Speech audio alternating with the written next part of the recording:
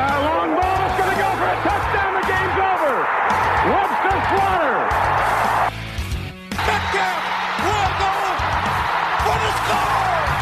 Unbelievable. 45-40. Run, William, run. He's got blockers in front. 5. Touchdown. Joshua Cribbs turns disaster into a score. Sight wants it all on this one for Logan, and he is there. Jim Brown to the 30. Jim Brown is going to go in for another touchdown. The Cleveland Browns select Baker Mayfield. Wow. It is Baker Mayfield. I woke up feeling dangerous.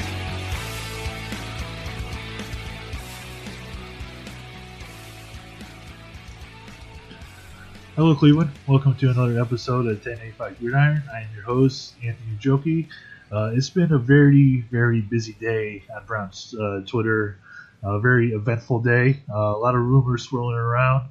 That's why we have Jared Mueller of the OBR coming on to talk with us here in a few minutes. But obviously, I can't do so on my own. I have my co-host, Jack McCurry of North Coast Sports. How are you doing today, Jack? I'm good. We're at a level 2 on the DEFCON meter, right? Yes, we are. For those that haven't seen it yet, we have created a DEFCON meter over on our Twitter account at 1085 Gridiron, so be sure to follow that. We have 5 different levels that follows the traditional DEFCON system. And each level kind of increases awareness of what's going on with the Browns, and we're going to be continuously updating that throughout free agency, even before free agency. Right now, we're sitting at a level 2, like Jack mentioned, which is kind of we're on high alert at the moment, and Jared will be on here in a few seconds to tell us why. So be sure to check out that over on our Twitter account at 1085 Gridiron. It was just kind of one of those spur of the moment things. Yesterday, I was sitting there when some of this talk started. I'm like, I should create kind of a meter about how crazy we're going to go. And it's kind of taken off and it's increased our engagement quite a bit. So we appreciate you guys for enjoying it and whatnot. Jack, with all the information that Jared gave us in the interview that's coming up here, what was your biggest takeaway from it? Oh, just to hear the insight on the Odell Beckham rumors, and then of course he talked about Duke Johnson and Jamie Collins, what to expect in free agency and the draft as well. So a lot of great insight by Jared as always, and he's one of the best that doesn't get enough credit, but when you listen to this episode, hopefully people will start to notice that Jared Mueller is one of the best Browns insiders out there. Absolutely. And if you haven't subscribed to the OBR, you should definitely do that immediately because you do not want to miss all that information that Jared's putting out there for you. All right. We'll be right back with our interview with Jared Mueller of the OBR.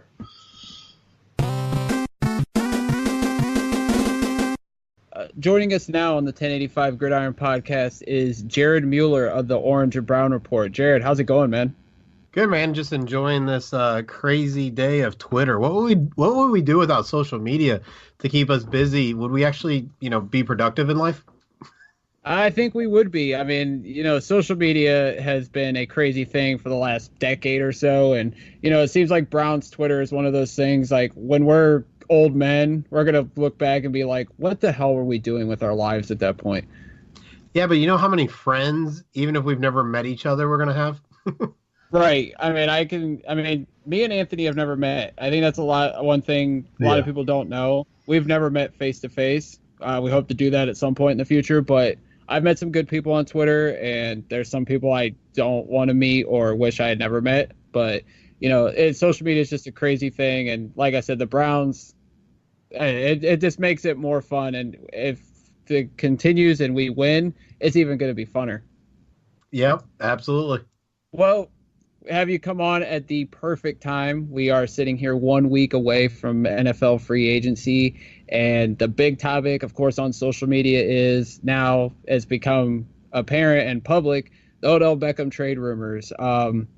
It started off yesterday with some of these players, Randall, Njoku, Landry tweeting things, Randall saying John Dorsey's a low-key genius, and it escalated from there. Dustin Fox tweeted the eyes emoji, and it all just spiraled out of control. I mean, Jared, you have an insight on what's going on with the whole Beckham stuff, so I'm going to give you the floor, and you could tell people what you know based on the talk so far. Yeah, so it's really interesting. Prior to the combine, there was some information that was provided to me that I, just to be honest, have shared lately with the OBR subscribers. But what was interesting is I just didn't believe the rumors. I didn't believe the information that was being provided. And then coming out of the combine, that information was confirmed by multiple sources. And so since then, it's just been really, it's interesting to watch what's been going on with rumors and reports and everything from there. So I made a report last night, followed that up today a few times with some detailed information. But what it looks like is that the Browns and the Giants have been discussing trades that would look really, really interesting for the Browns. And so what I will say is most of the time when people look at a big-time trade, their natural thoughts are, okay, the Browns are getting OBJ and they're going to give up a first, 2 seconds, and a fourth. They automatically go right into what the draft pick kind of consideration is. But as we've seen on Twitter, there's a lot of rumors out there that are revolving around players like Kevin Zeitler, Emmanuel Ogbah, a lot of different types of players as opposed to picks. Not that picks probably wouldn't be involved, but I think that creates a really interesting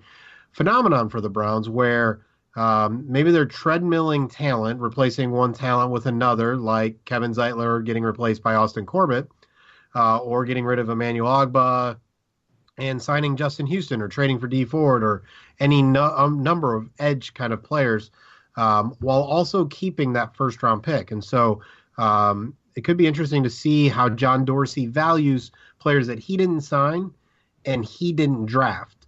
So a player like Emmanuel Ogbah is up for a pretty large contract extension after this year. He'll need a new contract. Is he someone that the Browns are willing to pay $10, $13, $15 million a year? Because that's what you have to pay an edge player who is just even kind of decent but still young. If not, would they try to get rid of him this year? And if you're going to get rid of him, getting Odell Beckham Jr. as a part of that trade kind of makes sense. So there's just a lot of noise out there. And it started with the players. And so, that makes you feel like something is real. When people like Dustin Fox, Matt Miller, Andrew Hawkins, all of them have come out and said something's going on in Cleveland. And then I can tell you that in my DMs, many people are providing extra information about where that deal probably is. Seems closer than not. And something I posted, and I'll say here, I believe the deal is either done or dead.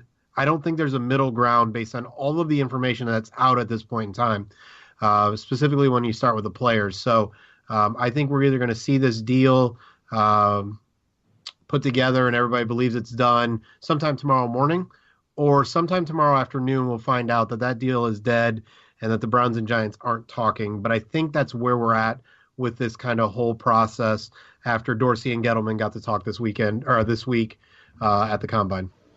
I think it's very interesting from the Giants' perspective when you look at including some of those players in the trade, because I think in New York it's very hard to sell that fan base on a total rebuild, and I think that they could sell their fans on an Odell trade if they're getting, like you said, an Ogbah in return, other players in return, and draft picks as well. So they could say it's not a total rebuild that we're going after, but it's more of a kind of a retooling certain aspects of the roster while giving up one of our major pieces and gaining draft capital in the future.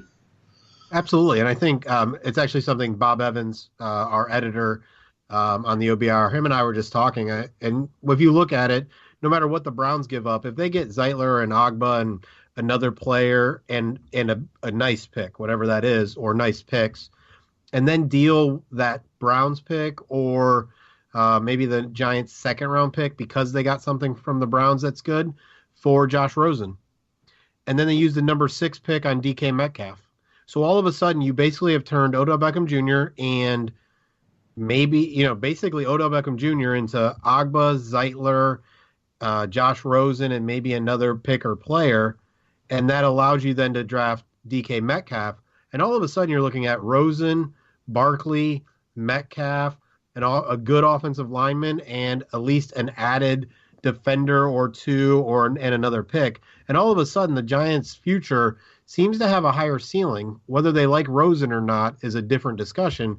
But I think that's highly likely that they would be willing to make that kind of move and turn their prized possession with OBJ into multiple players that can really start to, again, like you said, that revamped Giants team all of a sudden is a year or two away from the playoffs instead of 4, 5, or 6.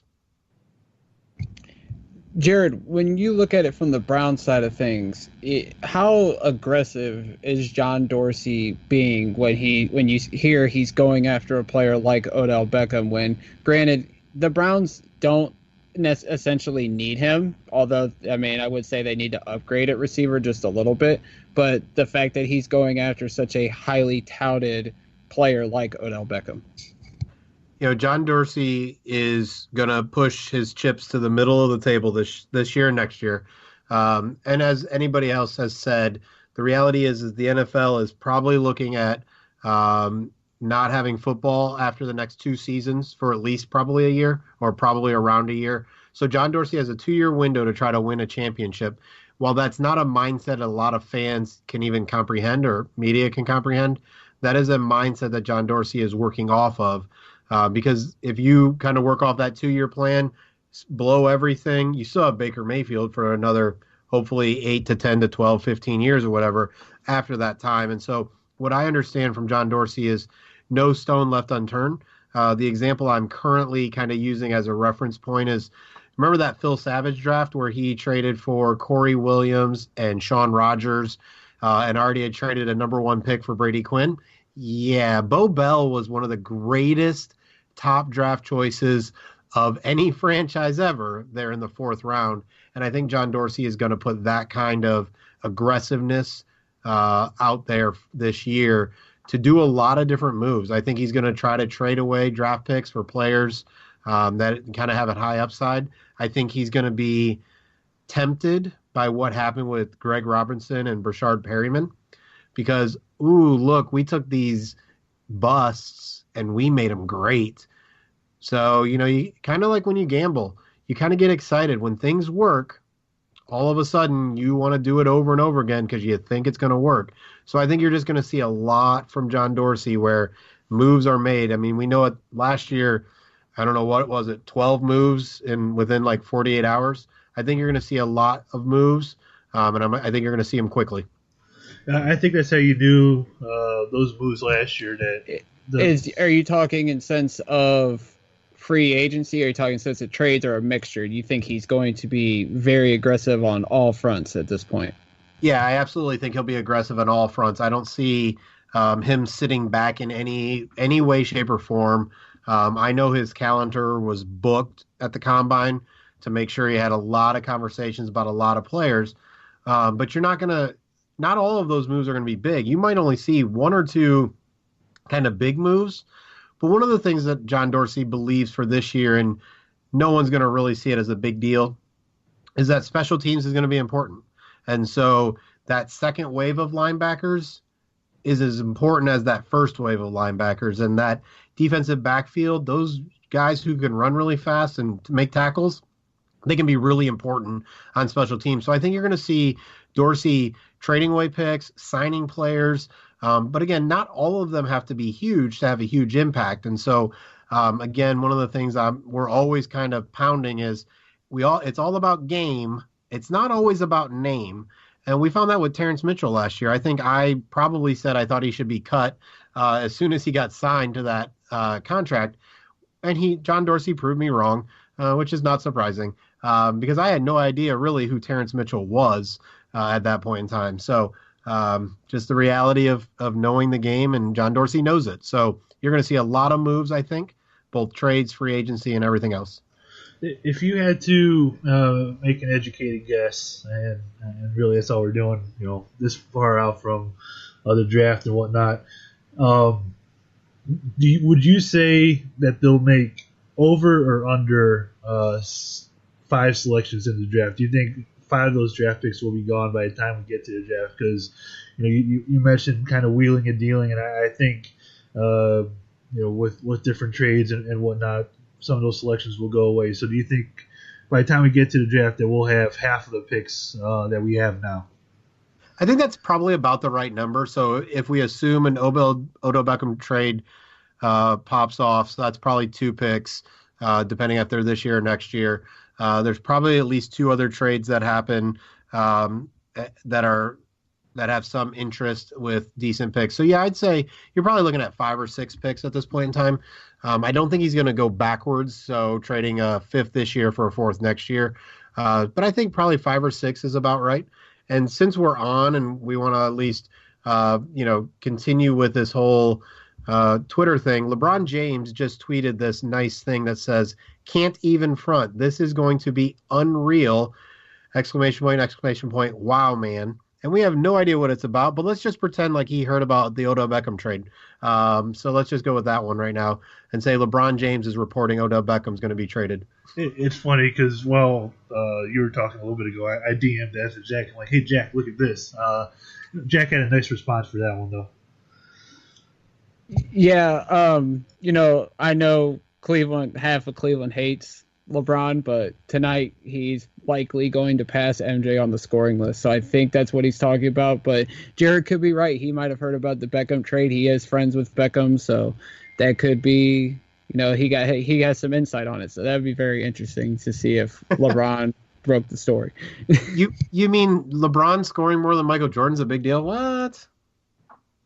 Just a little bit. But we'll transition to some other Browns news now. Jared, I think the next biggest story outside of the Odell Beckham talk has been the Duke Johnson talk. I'm a proponent of, why are we trading Duke Johnson when we don't even know the future of Kareem Hunt at this point? But there is talk about, the Eagles and the Cowboys are being interested. Do you think Duke's going to be here by the time, let's say, training camp rolls around, or do you think that he is in jeopardy of not being on this team very much longer?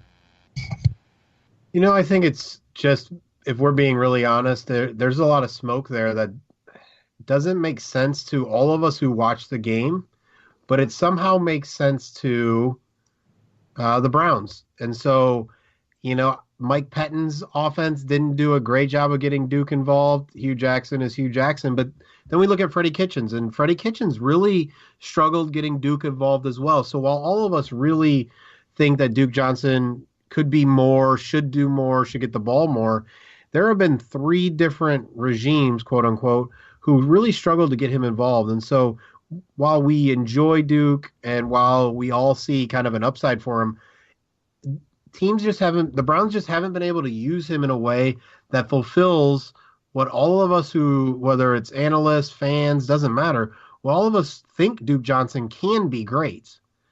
But 3 different regimes have really struggled to make him actually great. So whether that means making him a full-time wide receiver, while he seems small, he weighs enough that he could be, the every down kind of back player. It just hasn't happened for him. What I wonder about is whether they're going to sell low, because Dorsey did sign him to that extension last offseason. So Dorsey does have, some skin in that game, that I'd be surprised if he's just going to sell low because he wasn't the guy who drafted him. I just don't get it. I don't get why Duke Johnson hasn't been able to be a bigger part of the Browns offense over the years he's been here. I don't understand why he signed that contract extension, which is highly under market for what most of us think he is. And I don't get trading him, especially because with running backs and everything we know about them, they're probably not going to get much for him. I'd be shocked if straight up they got maybe a 4th-round pick for him, maybe a player who other teams are just kind of giving up on, something like that. So unless he's a part of a bigger deal, I just don't understand why you move on from a player, especially when most people believe at this point in time Kareem Hunt is going to be suspended for about 10 games. That might get reduced to 8. But if you're talking about half the season and you plan to compete, I don't know if Hilliard is going to be good enough as a backup for half of a season that whatever you're going to get for Duke Johnson is going to work, is going to be enough, is going to be worth it, especially that he's not getting paid that much, and you still have almost $100 million in salary cap space. Do you think it's a case with Duke Johnson to where he needs to go to a team where he can be the feature back, where he finds a spot, maybe say like Kansas City, where they're looking for a running back and they can utilize him to his full potential in a various amount of ways? Yeah, I think so. I think one of the things about running backs that's really interesting is they need touches. They're not the type of position where they're going to make generally a huge impact on 4, 5, 6 touches. Especially those kind of bell cow backs or backs who can kind of be a 3-down back, they really need their 15, 16, 18, 22 touches to really kind of get going, to wear down defenses, to get a rhythm, to get a feel for their blockers and how their blockers are dealing with the defensive line and the front 7. All of those things are really, really important for a running back to get a feel for the game.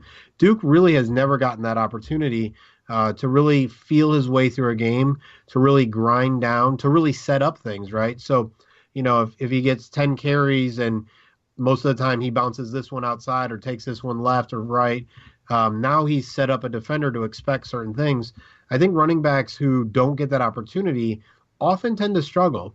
But then you have places like New Orleans where they can have Alvin Kamara and Mark Ingram who don't really split carries, but kind of split carries. But both of them are able to kind of get in a rhythm, kind of understand the defense, understand their offensive line for that game, those kind of things.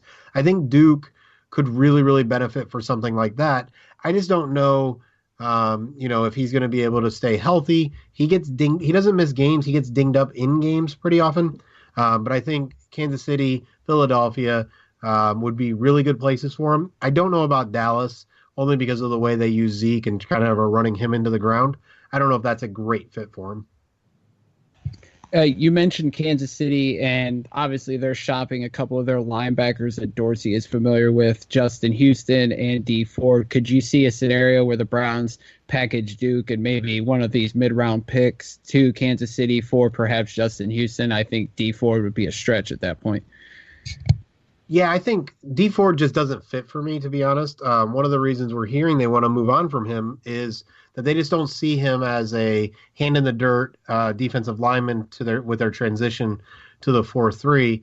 And so while teams are in nickel 75% of the time, and I don't want to hear some of the Browns talk about 4-3 versus 3-4, there is something real about whether or not a player can play with his hand in the dirt. Can he set an edge when it's a run play versus just rushing the passer straight from that outside linebacker position and hoping that your 5 technique kind of holds the edge for you. So I don't see Dee Ford as a fit. Houston is interesting, as there was reports that they're going to release him. Don't know if that's going to be accurate because obviously there's reports that the Browns are going to release Josh Gordon and some other players at different times. But Houston's contract is so large that unless there's a restructure there, I don't know if that's a good deal. I could see the Browns and the Chiefs making deals, even though Dorsey left there, unceremoniously was dumped and lost out on that power struggle. I still could see them making deals as Dorsey likes his kind of players, and there's a piece of arrogance to that. So Duke out to Kansas City could be really interesting, especially when he blows up for the first 6, 7, 8 games while Kareem Hunt is suspended. We just talked about linebackers, and obviously the Browns made a move today and cut linebacker Jamie Collins. He was only here a couple years, was, I would say, consistently inconsistent. Did the Browns try to trade him, or did they go to Bus Cook and try to restructure the deal, or at this point did they just think we needed to cut him and move on? Yeah, and obviously you tweeted it out, Jack, earlier. I was told in training camp this was his last year here. Their hope was that they could raise some kind of trade value for him, But with his contract, similar to Houston at some level, his contract just wasn't movable in a way that was beneficial. So instead, they said, let's just do this cleanly. Because one of the things we know in the NFL, it's all about relationships. And so they allowed him to move on quickly so he could hopefully find someplace else. But Collins' inconsistency was frustrating to everybody. You never knew really what he was passionate about and whether he was focused. When he was pretty amazing. At times, breaking through the offensive line, tackles for loss, breaking up passes, being all over the field with his speed and his long arms and everything. And then other times he looked like he was coasting or running through mud. And so he was a very frustrating player. In the end, I don't really think the Browns lost out too much in that trade. They took a swing on a player that was exciting, had a great athletic profile and all of those kind of things. But beyond that, they were ready to move on. And he had very little trade value given his contract. So instead, the value was cutting him, doing him a favor so that his agent might remember that in the future. You look at the Browns gained, I want to say it was around $9 million back in the salary cap after cutting Jamie Collins. Do you see any other players on this roster maybe suffering the same fate in terms of salary cap casualties? Right now, I don't see that. I think Aditi talked about Zeitler almost in that way, but the reality is that's more about getting a chance for Austin Corbett, and a Zeitler trade for OBJ, starts to make those contracts seem a little bit better.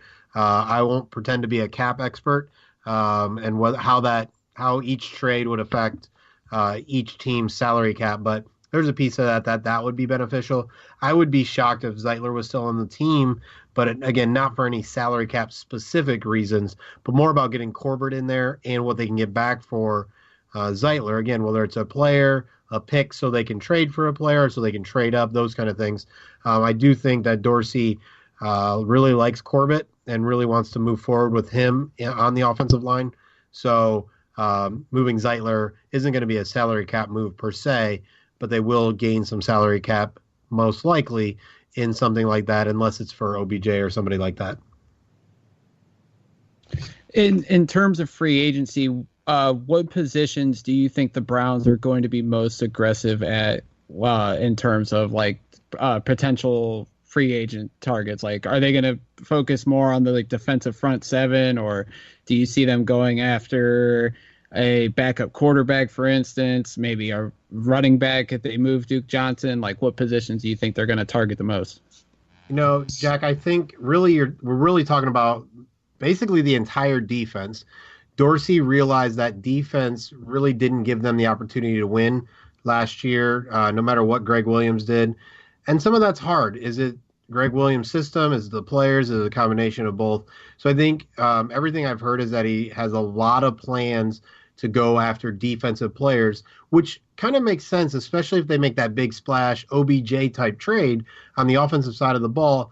Is there a big need anywhere else on the offensive line? Running backs seem okay if they keep Duke Johnson and have Kareem Hunt coming in at some point in time. Tight end, it'd be nice to bring in another tight end, but I'm hearing that's more draft oriented. So I don't think you're really going to look at, again, especially if they make the OBJ trade, I don't think you're going to look at much action, at least on the mid to high level in free agency on the offensive side of the ball. You're really going to look for almost all of your action on all three levels of the defense. I think they feel okay about where they're at with safety. Not that they wouldn't add somebody, but John Dorsey wants to address edge rusher, interior defensive line, another linebacker or four, and then one or two cornerbacks. We know that the Texans cornerback is coming in tomorrow, so we should hear some news on him. I have someone in Berea who is going to be on the ground looking out for some stuff for me. So I just think you're going to see a lot of attention paid to the defense, which also will be interesting. Do the Browns cut some players that fans think are good? It's been a long time, besides some of those random camp invite people that we get excited about. It's been a long time since the Browns have actually cut good players that have actually gone on and been successful for year after year after year. Taylor Gabriel might be the last one that they actually cut, not just let walk, because we could list a few of those players. I think you're going to see some players gone that you might be surprised by. But again, in free agency, it's really going to be the entire defense, maybe less addressing the safety position, but everywhere else, he's really been active at trying to upgrade a defense that has struggled, because he is it looks like he really wants to build a balanced team, because his other option would be to put even more assets towards the offense and see if they could have the offense lead them to a title, much like the Kansas City Chiefs that have been trying to do, and finding out their defense is going to fail. Yeah, I think ultimately that this team is going to be able to balance itself out both on offense and on defense. And, this offseason, the talent on defense is definitely going to get upgraded, and I think it could definitely match up to the level that the offense was at towards the end of last season.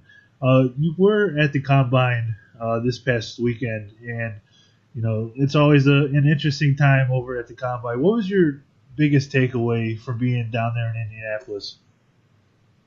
My biggest takeaway, honestly, was it seemed like a lot less Browns noise.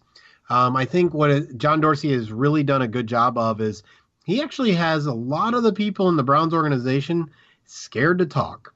And so, which actually makes a lot of these OBJ rumors really interesting. And the other part is, honestly, I'm really glad as Browns media, we don't have to worry about this silly quarterback draft, because I don't know why Kyler Murray is all of a sudden a number 1 overall pick, but it looks like he is. I really like Dwayne Haskins. I'm not sure he would have been in my top 3 or 4 last year. And to be honest, I'm not sure NFL evaluators are as excited about this quarterback class as it seems like the media is trying to make everybody seem to be excited. I think they're more looking at it like, well, we've got to get a quarterback. We've got to make these moves. Maybe this will work. But if we see 3, 4, or 5 quarterbacks in the first round, I wouldn't be surprised, where I may only have 1 with a first-round grade. If you had to, look into your crystal ball, Jared, about 2 months from the draft, or about 6 weeks from the draft, do you think the Browns are going defense or offense, or do you just think with Dorsey you really don't know what's gonna come out of it? Honestly, I feel really strongly in saying that I think he will be looking at the defensive side of the ball. I think the only now, obviously, offensive linemen are always really important, but I think really the only option that really plays out the way towards the offense is if one of those tight ends, Noah Fant, or the other Iowa tight end, Haken, whatever his name is. Sorry, it's been a long day. If either of those guys fall, I think you may see him pull the trigger there at 18. But besides that, I think you're going to be looking at defense. I also think you should expect John Dorsey to have significant interest in moving up for Ed Oliver, whether that is moving up, just to 15, 13, 12 range. I've heard the Dolphins are willing to move back for him. I believe it's 13. I do know that he is very, very interested in Ed Oliver. Again, it's another one of those things where John Dorsey, much like I used a reference in one of my articles for the OBR, we all like to look for that kind of deal. We have stores down here. Ollie's is one of the stores. Bargain Hunt's another. Home Buys is another. That are those discount outletters where you're like, wow, this is only this much money where it's normally this much. John Dorsey has a little bit of that in him. And so Ed Oliver was looked at as a number 1 or number 2 overall pick at the beginning of last college season. All of a sudden, if he's available there at 10, 11, 12, 13, whatever number that is, and Dorsey thinks he won't fall to 17, I would not be shocked to see him move up for a player of that caliber, because he may still see him as that number 1, number 2 type overall pick. So I think you're going to see defense really, really going. To piggyback off of what you just said with the discounts, so one guy that could be moved in preparation for Kyler Murray to go number 1 is Josh Rosen from Arizona. Would you take a flyer, just throw a third-round draft pick at Arizona, see if they'll take it, and potentially flip Rosen for a better pick down the road? I wouldn't, only for a variety of reasons. One, you create kind of that media storm. 2, present that that maybe you're hedging your bets on Baker.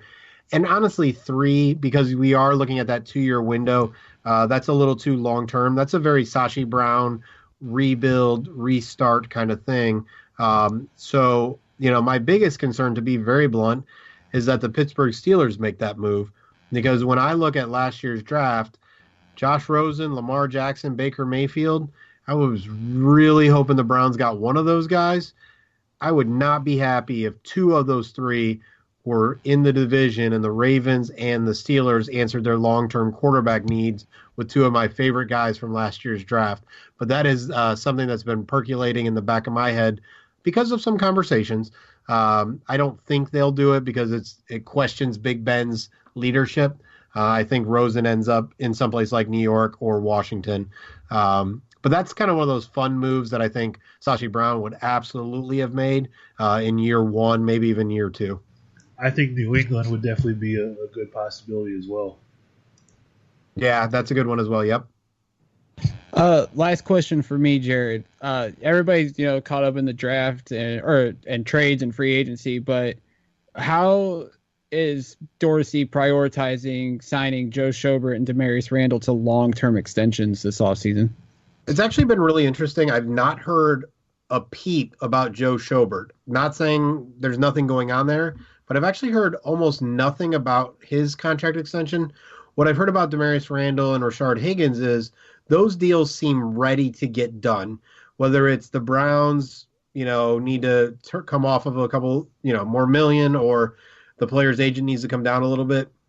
It seemed like those are 2 deals that are just ready to come off, whether that's with Randall sometime in training camp.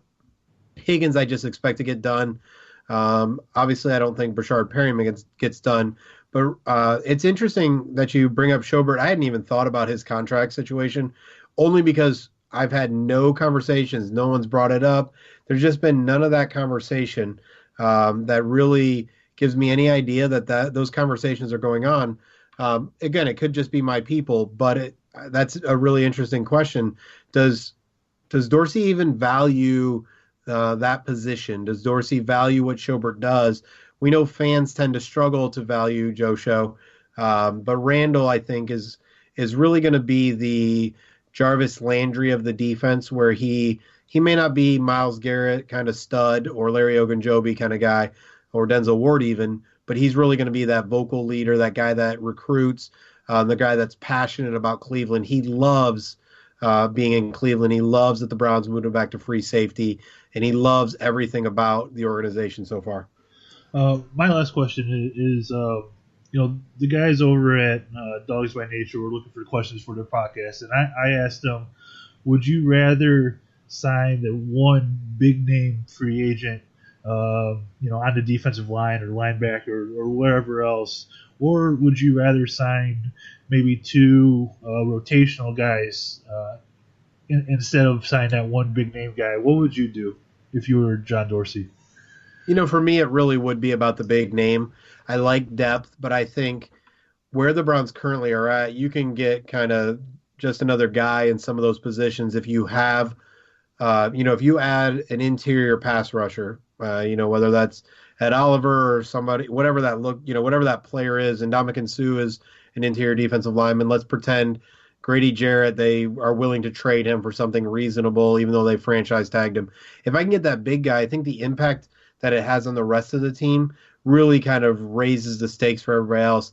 I'm not sure if you do those middle tier guys, if you put other people in position to succeed. So for me at this point, for where the Browns are with some of the top end talent that they have, I really would love to see them add just that one more piece that could really kind of set things off, and then just allow, if that's the choice, allow some of those other guys that, they're going to have on the team to just look better, because all of a sudden the pocket is collapsing up the middle, and now that 3rd or 4th corner looks good, or that second linebacker looks better. For me, it's that top end guy. I lied. I have one more question. Another one just came to me. So, you have all these potential moves potentially happen before free agency, all the chatters out there and whatnot. How much of an impact do you think that Dorsey making a trade here or there would have on free agents and choosing Cleveland as their destination? I don't think the trade. I think an OBJ trade might intrigue somebody. I think what's interesting with Dorsey is last year, every free agent move he made, he also added a draft pick basically at that same position. So I don't know. I think there are going to be free agents who look at the Browns and especially on the offensive side of the ball and just wonder if there's too many mouths to feed, right? If you think Antonio Callaway is going to make another step, in his second year, if Rashard Higgins is back, David Njoku, Jarvis Landry, if they would make that big trade for OBJ, then you have Kareem Hunt and you have Nick Chubb and maybe you have Duke Johnson. I think offensive players will start to wonder, how am I going to get mine? And it's not like the Browns are going to be a team, even with that kind of move, that are all of a sudden Super Bowl bound, where an older vet would want to just say, okay, great, let's go. I'll go there for 1 year and try to make something of it. So I don't think the big trade for OBJ would really draw anybody offensively. And I'm not sure a defensive player would care that much. I think it would really excite people and get them talking, but I don't know if it would really have a huge impact. What I do know is Jarvis Landry and Adam Henry and Baker Mayfield are basically the reasons the Browns are willing to bring in OBJ possibly and are being so aggressive, and why OBJ, with some reports, wants to be in Cleveland. And that's something you could never imagine about someone who seems like a New York, LA kind of guy with all the endorsements and the hype and the hair and all that stuff. Jarvis Landry, Baker Mayfield, and then wide receivers coach Adam Henry are the reasons that Cleveland is interesting to one of the best wide receivers in the NFL. Just to hear that Odell Beckham is open to come to Cleveland, I don't think like 2 years ago or even a year ago that seemed fathomable. But Jared, we thank you so much for coming on the show and being gracious with your time. Go ahead and plug everything that's going on over at the OBR, and I'll go ahead and endorse it again. The Insider subscription is one of the best, and I have no problem paying $10 a month for it because there's great content on that site. From Jared and Lane and everybody on that site, and you guys do a fantastic job. I appreciate that. Yeah, so, we're at the OBR.com. We're a part of 24/7 Sports and CBS Sports. So our insiders, Lane Atkins has been an insider since the site was called Bernie's Insiders, and we had our magazine and all that stuff. And then I've just been blessed to add some sources and have some information. But we also have Jake Burns, who also writes for Cleveland.com. He went from the Waiting for Next Year crew to us to Cleveland.com, and there's big things ahead for Jake. But you can see a lot of his film breakdown. Fred Greetham is our beat guy on the ground. Brandon Castell adds in his pieces, just analyzing things and some opinion pieces. Brent Sobolewski, who is a part of Bleacher Report, but originally started with the OBR, is in our forums and doing a lot of draft information through the forums for our subscribers. So, a lot of our content is subscriber oriented. And then we have Josh Edwards, who really is making sure that Browns fans never miss out on a single piece of information. The guy is machine 24/7, putting out content to make sure nothing is ever missed. So you don't have to go anywhere else if you don't want to. You should go some other places. I know Jack has a place that you can go, and some other people. So, but yeah, over at the OBR, really it's all about community. It's about being in the forums. And then if you're a subscriber, it's about getting information, whether it's about Andrew Berry about 5 days early, or even just understanding what the Browns are thinking, which I think a lot of our fans really enjoy hearing what the Browns are thinking, why they're thinking it, as well as what might happen. I don't know how much pull you have over there, but I would love like an OBR app and from you guys. That'd be fantastic. I'll shoot something up to the CBS Sports guys. That'd be absolutely wonderful. Just to have all that information in one spot, just get notifications. It would be wonderful, but I know that's kind of an expensive undertaking, that's for sure. Absolutely. Well, thanks again, Jared, as always, man. We really appreciate it. Not a problem, guys. Have a great night. Hopefully we'll get some sleep, and hopefully we'll have some news sometime tomorrow morning. One trade, maybe even a second or third trade could start to be creeping out later. We don't know, but it sounds like Mr. Dorsey That buddy boy is on the phone.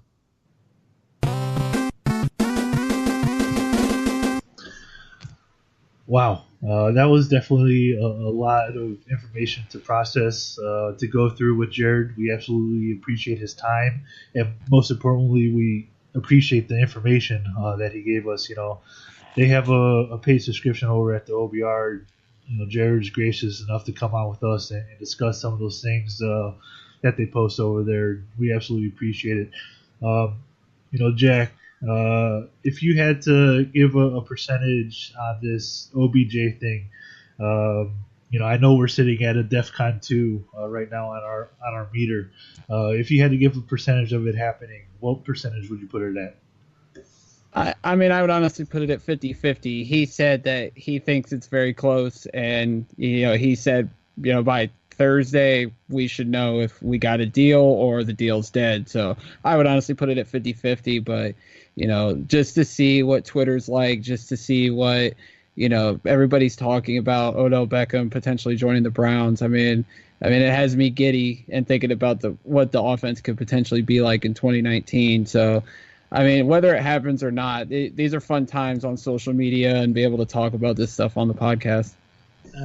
It's going to be a fantastic reaction around the city if the Browns can somehow land him, and if they can somehow land him and not give up their first round pick in this draft. I think things would be really optimistic with the potential pieces that they could add from the draft as well. And I think my biggest takeaway was the question I asked them about how many draft picks do you think we'll have. I suggested that it might be around 5 or 6, and he tended to agree with that. I think Dorsey's going to make a lot of moves here over the next week or so before free agency starts, and it's going to be a really fun and interesting time to cover the Browns. And obviously we're probably already counting down the days until that first kickoff in September. So it's definitely going to be a fun offseason, and the wild ride is just beginning.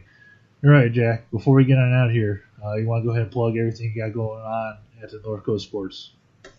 Yeah, I mean, if you guys haven't, checked out the site or checked out Twitter, Jack Duffin of the Paul Brown International Browns podcast is now a contributor to the site.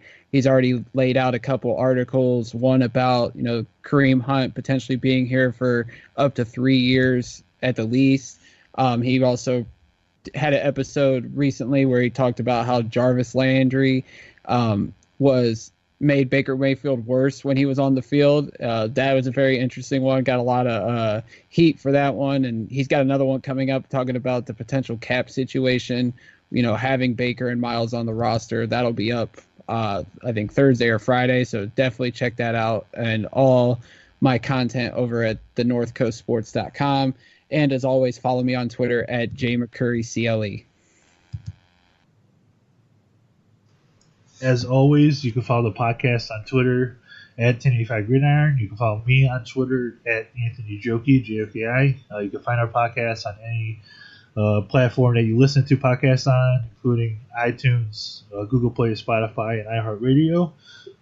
Once again, I just want to appreciate Jared for coming on to our podcast again and dropping some awesome information and have some good discussions about free agency and where he thinks things are going this offseason with the Browns. All I know is that it's an exciting time, and as we get on out of here, the only thing that matters to everyone here in Cleveland and pretty much across the world, because there's Browns backers everywhere, and that is go Browns.